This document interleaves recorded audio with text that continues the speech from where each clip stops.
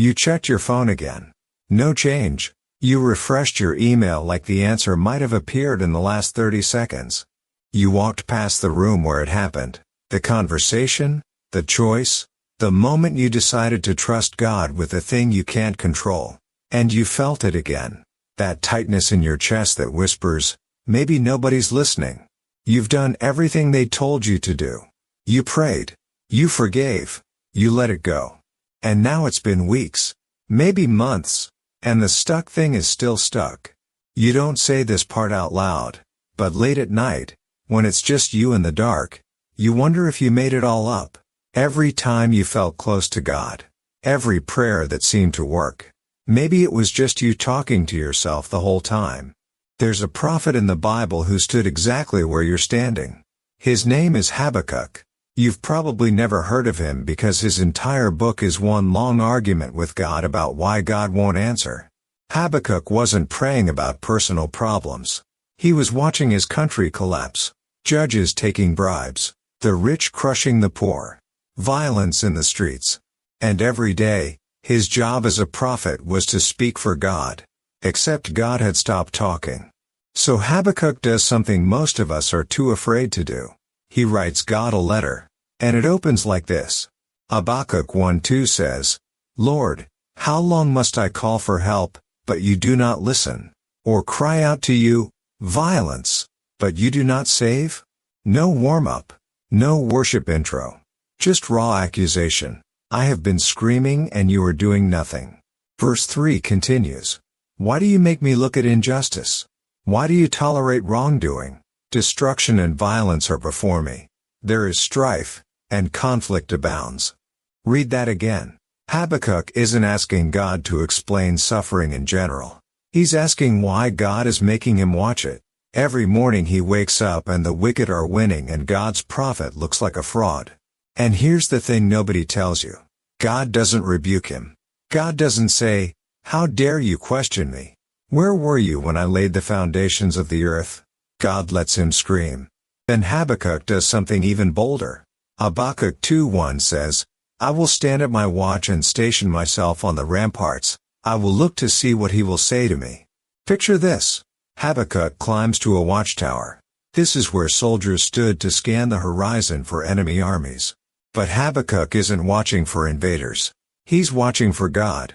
He plants himself like a sentinel and essentially says, I am not moving until you answer me. This isn't quiet faith. This is a standoff. And then, in the space of that silence, God speaks. Verse 2. Then the Lord replied, write down the revelation and make it plain on tablets so that a herald may run with it. Catch this detail. In the ancient world, urgent military messages were written in huge letters so a runner could read them while sprinting. God is saying, this message is so urgent it needs to move fast. This isn't casual information. This is critical intel. But then comes the line that cracks everything open. Verse 3. For the revelation awaits an appointed time. It speaks of the end and will not prove false. Though it linger, wait for it. It will certainly come and will not delay. Sit with that for a second. God says, yes, it's urgent. Yes, it's definitely going to happen. No, I won't tell you when. The answer to Habakkuk's question isn't an explanation. It's an appointment. The vision has a date. You just don't get to see the calendar. And here's the part that makes this painfully human. Habakkuk never gets the resolution he asked for. God tells him the Babylonians are coming to destroy Jerusalem. The most brutal empire of that era is about to level everything Habakkuk loves. And that's supposed to be the answer. God's response to why aren't you doing something? Is I am? And you're going to hate it at first. So let me ask you this.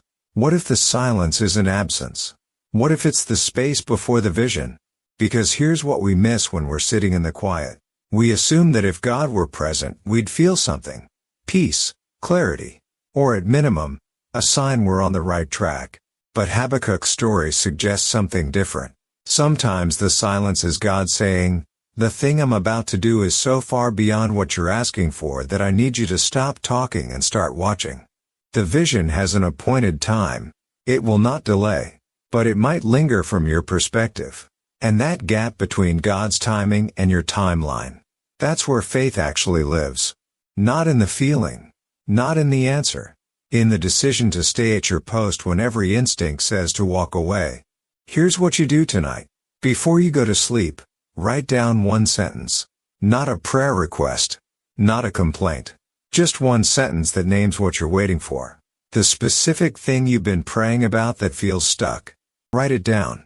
Date it. Put it somewhere you'll find it a year from now. Because here's what Habakkuk teaches us. The vision doesn't show up on your schedule, but it does show up. And when it does, you'll look back at the watchtower you stood on, the months you spent scanning the horizon for something, anything, and you'll realize the waiting wasn't wasted. It was the thing that made you ready to see what God was doing the whole time.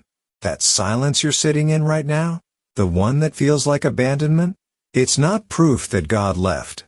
It's proof you're still at your post, still watching, still refusing to walk away even when walking away would hurt less. And that stubborn, aching choice to stay when nothing makes sense, that's not weakness. That's what it looks like when faith stops being a feeling and becomes a fight.